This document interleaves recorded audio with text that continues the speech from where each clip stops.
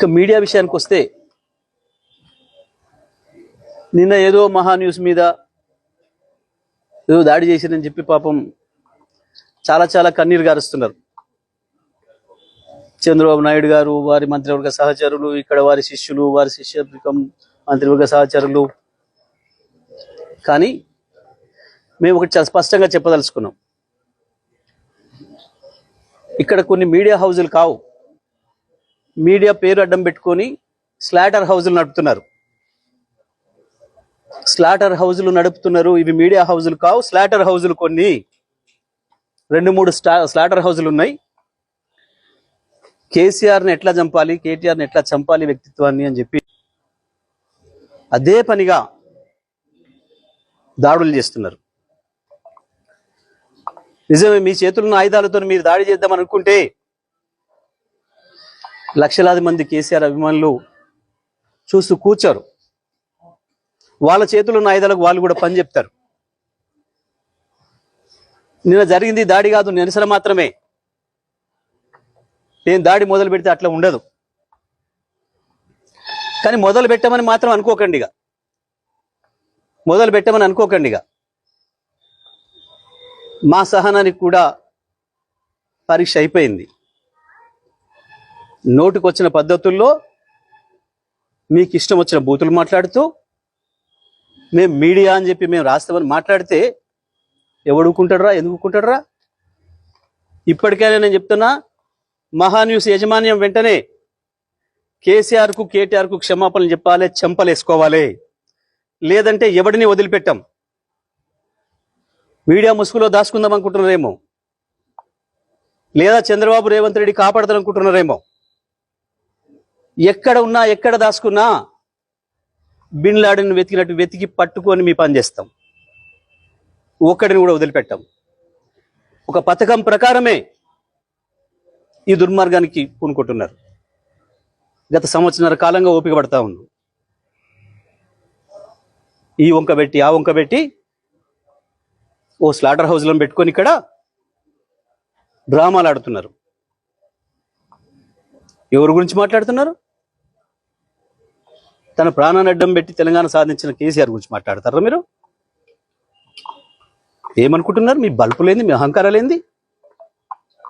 కేవలం ఇది తెలంగాణని ఆంధ్ర నుంచి విడదీసిండు అన్న కక్షతోని సంవత్సరాల కాలంగా మీ చెంచగాన్లో చిరికట్ ప్రభుత్వంలో ఒకరిద్దరు నీచులు ప్రభుత్వాన్ని ఏళ్తున్నారు. మా బాబు చెంచాలు, మా చెంచాలు అనుకుని విరవీగుతున్నారు. ఆ స్లాటర్ హౌజులను వదిలిపెట్టాం ఎట్టి పరిస్థితుల్లో. నేను మళ్ళీ చెప్తున్నా, నిన్న జరిగింది దాడి కాదు, నిరసన మాత్రమే. దాడి మాది ఇంకో తీరుగా ఉంటుంది. నిజమే, కేసీఆర్కు క్షమాగుణం ఎక్కువ. 25 ఏళ్లుగా కేసీఆర్ నీడలో ఉన్నవాడిగా, కేసీఆర్ ఆలోచనలను క్షణక్షణం అనుక్షణం అమలు చేసిన వాడిగా నేను చెప్తున్నా, కేసీఆర్ క్షమించినా మేము వదిలిపెట్టాం. తెలంగాణ వాదులుగా మేము వదిలిపెట్టాం ఎవరిని కూడా. నేను అన్ని ఆలోచన చేసి చెప్తా ఉన్నా. సంవత్సరంన్నరగా ఓపిక పట్టినాం. ఏ పోలీసులు ఎవడు ఆపలేడు మిమ్మల్ని. తెలంగాణ పోలీసులు మాపై దాడి జరిగితే ప్రేక్షపాత్రం వహిస్తారు, ప్రేక్షకులాగా చూస్తున్నారు. మేము పిటిషన్లు ఇస్తే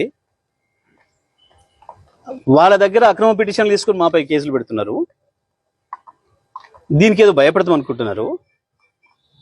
దానికి భయపడడానికి లేం. చాలా మందిని చూసి వచ్చినాం. ఇక ప్రజా కోర్టుల్లోనే శిక్షలు ఇస్తాం. అది కూడా నేను సాకు చెప్పదలుచుకున్నా. ఇక నుంచి ప్రజా కోర్టులే ఉంటాయి తప్పకుండా. పోలీసులు వాస్తవానికి న్యాయస్థానాల వైపు తీసుకుపోకపోతే నేరస్తుల్ని మాకు బాగా తెలుసు. తెలంగాణ ప్రజలకి ఎవరికి ఎప్పుడు ఎట్లా శిక్ష చేయాలనో మాకు బాగా తెలుసు. మీ ఇష్టం వచ్చినట్టు మా చేతిలో ఒక ఆయుధం ఉంది, మేము వాడతాం. ఎవడికి లేవు ఆయుధాలు. చాలా మంది చేతుల్లో చాలా ఆయుధాలు ఉన్నాయి,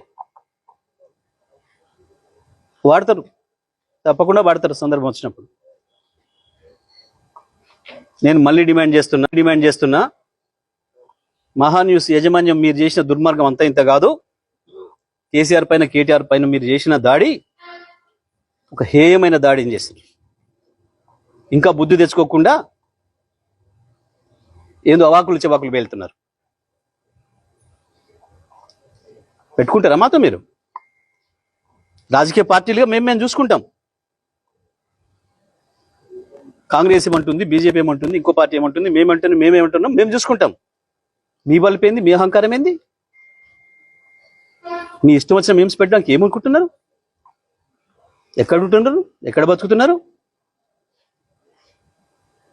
ఎవరు తిండి తింటున్నారు? మీకు మీ మనవాళ్ళేమనుకుంటే యువతలో ఉన్నది మనుషులే కదా. లక్షలాది కోట్లాది మంది ప్రజల హృదయాల్లో స్థానం సంపాదించుకున్న నాయకుడి గురించి కదా మీరు మాట్లాడుతుంది. మాకు రావా? మాకు తెలియదా? మా త్యాగాలు చేసిన చరిత్ర మాకు లేదా? మళ్ళా కొంతమంది త్యాగాలు చేస్తాం, ఏమవుతుంది? ఉంటారా?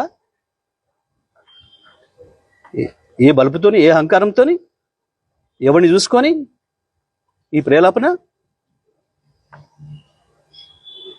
ఒక్కొక్క అక్షరం రాసే ముందు ఎంత జాగ్రత్తగా ఉండాలి, ఒక పదం మాట్లాడే ముందు ఎంత జాగ్రత్తగా ఉండాలి. ఇప్పుడు నేను మాట్లాడిన ప్రతి అక్షరం పూర్తి కాన్షియస్తోనే మాట్లాడుతున్నా. సంవత్సరం ఓపిక బట్టి కేసీఆర్ మీద కేటీఆర్ మీద మీరు నిన్న మొన్న చేస్తున్నది ఏంది? నీది మీడియానా? నీది మీడియా హౌస్ కాదు, స్లాటర్ హౌస్. ఇంకా 2-3 కూడా ఉన్నాయి దాంతోపాటు స్లాటర్ హౌస్. చెప్తాం, తప్పకుండా అందరి సంగతి చెప్తాం. ఎవరిని వదిలిపెట్టాం, ఎంతవరకైనా చూస్తాం. మేము ఇదే పద్ధతి కొనసాగిస్తామని కనుక మీరు అహంకారంతో పోతే మా పద్ధతులు మాకు కూడా ఉన్నాయి. తప్పకుండా ఈ స్లాటర్ హౌస్లో పనిపడతాం. ఎట్లా ప్రజలతో శిక్ష పెంచాలో వేయిస్తాం. రైట్. మీడియా మిత్రులందరూ నమస్కారం. గత సంవత్సరాల కాలంగా కాంగ్రెస్ ప్రభుత్వం వచ్చిన తర్వాత ఎక్కడ కూడా ప్రజలకి పరిపాలన ఉన్నట్టు కనపడడం లేదు. అన్ని రంగాల్లో విఫలమైంది ప్రభుత్వం. ఇచ్చిన కరెంటును చక్కగా ఇవ్వలేకపోతున్నారు, కేసీఆర్ ఇచ్చిన మంచిలను సరిగా ఇవ్వలేకపోతున్నారు, సాగునీళ్ళ సంగతి సరే. ఇద్దరు అజ్ఞానులే ఉన్నారు సాగునీళ్ళ విషయంలో, ముఖ్యమంత్రి, నీళ్ళ మంత్రి. నీళ్ళ మంత్రి పాపం తనకి ఏం సబ్జెక్ట్ రాక, చదువు రాక ప్రతిరోజు కేసీఆర్ని తిట్టడం మాత్రమే పనిగా పెట్టుకున్నాడు. కాళేశ్వరం కట్టి నీళ్ళు ఇక్కడి దాకా తీసుకొచ్చి నీ నియోజకవర్గాన్ని కూడా ఇచ్చినాం ఉత్తమ్ కుమార్ రెడ్డి. నువ్వు సోయి లేకుండా మాట్లాడుతున్నావు, అవగాహన లేకుండా మాట్లాడుతున్నావు. అవగాహన పెంచుకొని మాట్లాడు. ప్రతి ప్రాజెక్టు కాడికి పోయి కేసీఆర్ని తిట్టడం, కేసీఆర్ మీద ఏడిస్తే సరిపోదు, ప్రజలకు నీళ్లు కావాలి. నీకు అన్నిలతో పని లేదు. వాడు వెనకట బాగా చదువుకుంటూ, నా కొడుకు బాగా చదువుకుంటూ బడికి పంపిస్తే అని చెప్పి పక్కింటి వాడు ఉత్తరం వస్తే చదవమంటే ఉత్తరం పట్టుకొని ఏడ్చిండట వాడు. ఎందుకంటే ఏం చదవాలను రాక. నీ పని కూడా గట్లనే ఉన్నది. ఉత్తరం చదువురాక ఏడ్చిన బాపు లెక్క మాట్లాడుతున్నావు తప్ప. ఇవాళ సూర్యాపేట జిల్లాలో కరువు పరిస్థితులు కనబడుతూ ఉన్నాయి. వేసిన విత్తనాలు పోయినాయి. ఇప్పటి 2 సార్లు 3 సార్లు విత్తనాలు, పత్తి విత్తనాలు నాటుతున్నారు. రైతాంగం అప్పలపాలు అవుతున్నారు. వరి నార్లు పోయినాయి. కనీసం సమయానికి నీళ్ళు వస్తే, కాళేశ్వరం నీళ్ళు వస్తే దుక్కులు దున్ని ఆ డ్రమ్ సీడ్తోనైనా వేసుకుందామని చెప్పి రైతులు ఎదురు చూస్తున్నారు. కానీ నీ మాటల్ని చూస్తే నువ్వు నీళ్ళు తెచ్చే పరిస్థితులు కనబడతలేవు.